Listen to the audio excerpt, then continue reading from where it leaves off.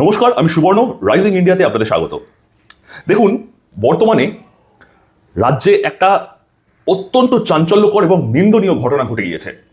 আপনারা সবাই জানেন, দক্ষিণ 24 পরগনার বারুইপুরে যে ঘটনাটা সম্প্রতি একদম সাম্প্রতিককালে ঘটে গিয়েছে, সেটি ঠিক কতটা নিন্দনীয় এবং তার সঙ্গেও বেশি ঠিক কতটা ভয়ঙ্কর এবং চিন্তার।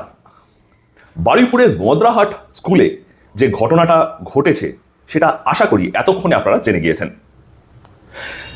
সেই স্কুলের এক ছাত্র, নাবালক ছাত্র, সে জয় শ্রীরাম বলেছিল। আর এই জয় শ্রীরাম বলার অপরাধে তার কিছু বিধর্মী ছাত্র বন্ধু তারা তাকে যথেচ্ছ মারধর করে, যথেচ্ছ অত্যাচার চালায় তার উপরে, এবং সেই অত্যাচারের ভিডিও কিন্তু আজকে চলে এসেছে সমাজ মাধ্যমের পর্দায়। আর এই সমাজ মাধ্যমের পর্দায় চলে আসার পরেই কিন্তু নিন্দার ঝড় উঠেছে গোটা রাজ্যে।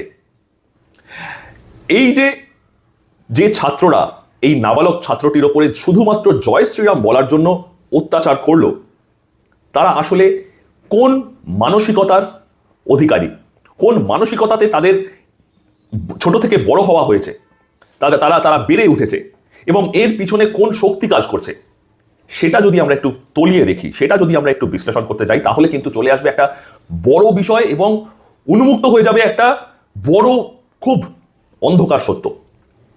সেটাকে অস্বীকার করার কোনো জায়গা নেই।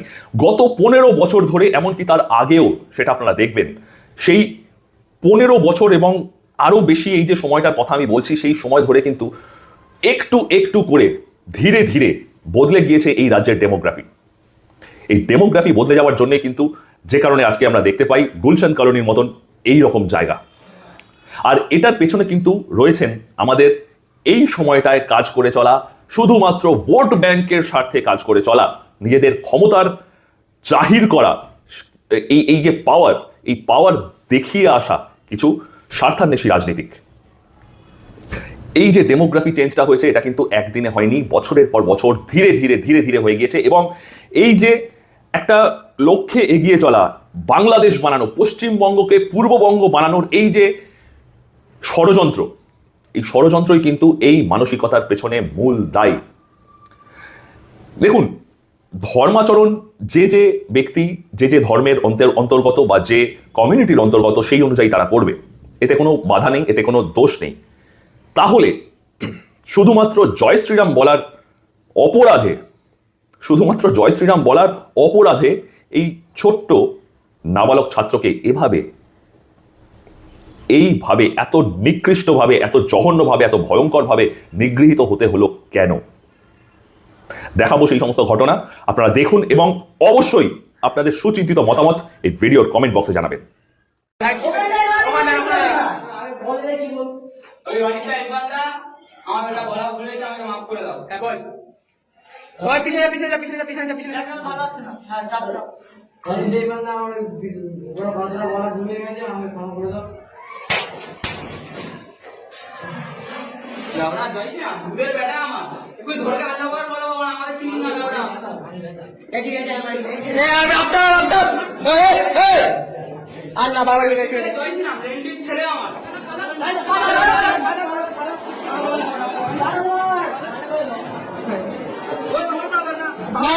একদম না মতো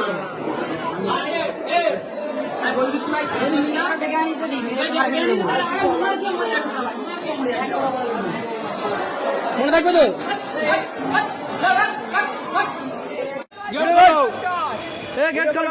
ভিডিওটা, হ্যাঁ, ভিডিও অন কর। কাকু আপনার নাম কি? গেটটা খুলুন কাকু। বাউদা কাকু, গেটটা খুলুন। কাকু গেটটা খুলুন কাকু। কথা বলছি, ফোন আমার হিট হয়ে যাবে। ভিডিও খুলতে পারো এইবারে ভিডিও কর এইবারে ভিডিও কর ভালো করে ভিডিও কর এবারে ভিডিও কর গেটটা খুলবে হ্যাঁ কিনা গেটটা খুলবে হ্যাঁ কিনা গেটটা খুলবে হ্যাঁ কিনা গেটটা খুলবে হ্যাঁ কিনা কে বারণ করেছে গেটটা খুলবে হ্যাঁ কিনা যে বারণ করেছে তা ডেকে নিয়ে আসুন যে বারণ করেছে তা ডেকে নিয়ে আসুন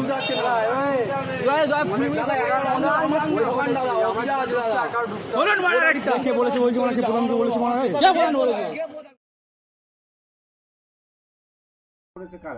ওই ছেলেগুলো ভিডিও করছিল কেমন ভাবে?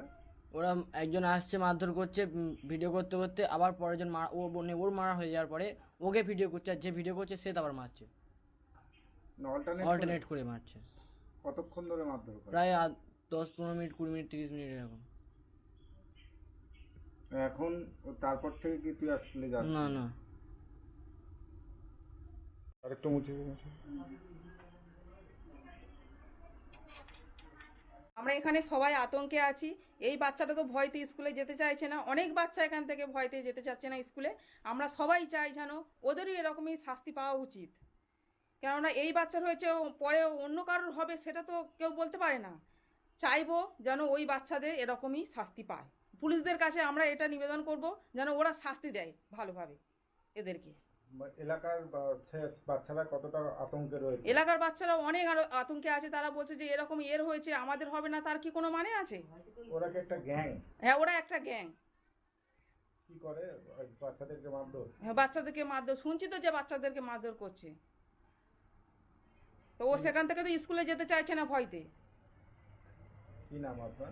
আমার নাম সুষমা সর্দার দেবজিতের পিসি আপনারা দেখলেন এই ভিডিও এবার আসুন মূল বিষয় এই যে ডেমোগ্রাফিক্যাল চেঞ্জের কথা আমি বললাম এই ডেমোগ্রাফিক্যাল চেঞ্জের জন্যই কিন্তু এই ধরনের যে সমস্ত মানুষ আপনারা দেখেছেন যে কি পরিমাণে এই আমাদের প্রতিবেশী রাষ্ট্র পূর্ববঙ্গ বা বাংলাদেশ থেকে পিলপিল করে অযাচিত এবং বেআইনিভাবে সীমান্ত পার করে লোকজন এসে আমাদের এই ভারতবর্ষে ঢুকেছে এবং ঢুকে পশ্চিমবঙ্গের মতন একটা সেফ করিডর ইউজ করে শুধু পশ্চিমবঙ্গই নয় সারা দেশের বিভিন্ন রাজ্যে তারা উই পোকার মতন ছড়িয়ে গিয়েছে এবং ঘুণের মতন আমাদের এই দেশের অর্থনীতি থেকে শুরু করে সমস্ত সমাজ ব্যবস্থা তার ডেমোগ্রাফি সমস্ত কিছুকে কিন্তু এরা ঘুণের মতন ভেতর থেকে খোকলা করতে শুরু করেছে খেয়ে চলেছে আর এরই ফলশ্রুতি কিন্তু এই বারুইপুরের স্কুলের এই ঘটনাটি এটা কিন্তু কোনো বিচ্ছিন্ন ঘটনা বলে ভুল করবেন না এই ঘটনা কিন্তু চলে এসেছে চলে আসছে এই গত 15 বছর ধরে চলে আসছিল এই রাজ্যের বিভিন্ন প্রান্তে বিভিন্ন কোনায় কোনায় আর এই বিষয়টি রোখার জন্যেই এই বিষয়টি রুখতে হলে আমাদের কিন্তু হতে হবে সংঘবদ্ধ হতে হবে এই যে সনাতনী কনসলিডেশন হয়েছে এই 2026-এর বিধানসভা নির্বাচনে এই সনাতনী কনসলিডেশনকে কিন্তু ধরে রাখতে হবে বজায় রাখতে হবে আদারওয়াইজ এই রকম ঘটনা কিন্তু বাড়তেই থাকবে এবং সেটা সেই যে বললাম ডেমোগ্রাফি এই ডেমোগ্রাফির মতন কিন্তু পুরো বদলে দেবে এই রাজ্যের পুরো চিত্রটাকেই যদিও বর্তমানের এই শুভেন্দু অধিকারী সরকার বিজেপি সরকার ডাবল ইঞ্জিন সরকার এর বিরুদ্ধে পুরোপুরি কোমর বেঁধে নেমে পড়েছে কোনোভাবেই আর রেয়াত করা হবে না এই ধরনের কোনো রকম অভব্য আচরণ অশান্তিজনক আচরণ এবং এরকম নিকৃষ্ট মানসিকতার মানুষের এই ধরনের কাজ এই মুহূর্তে কিন্তু আমাদের বাংলাদেশ এবং ভারতবর্ষের যে নোম্যান্স ল্যান্ড আছে সেখানে কিন্তু এখনো বেশ কিছু মানুষ ওখানে রয়েছেন তাদের রাখা হয়েছে কারণ তারা ওই সমস্ত ওই যে বললাম যে ডেমোগ্রাফি পরিবর্তনের যে কাজ তারাই কিন্তু সেই ত্বরান্বিত করছিল হতে পারে তারা কিছু জানে না হতে পারে তাদের ভুল বুঝিয়ে এই সমস্ত কাজগুলো করা হচ্ছে কিন্তু করা হয়েছে এটি হচ্ছে সব থেকে বড় সত্য এটাকে মেনে নিতেই হবে এবং সেই কারণেই ভারত এখন যেভাবে কোমর বেঁধে নেমেছে আমাদের রাজ্য আমাদের শুভেন্দু অধিকারী মহাশয়ের যে সরকার কোমর বেঁধে নেমেছে একে কিন্তু সাধুবাদ জানাতেই হবে দেখতে থাকুন রাইজিং ইন্ডিয়া এবং প্লিজ দয়া করে সাবস্ক্রাইব করে নিন চ্যানেলটি এবং যথাসম্ভব শেয়ার করে দিন এই ভিডিওগুলো যাতে আরো বেশি মানুষের কাছে পৌঁছতে পারে ধন্যবাদ দেখা হচ্ছে আবার সামনের ভিডিওতে ভালো থাকবেন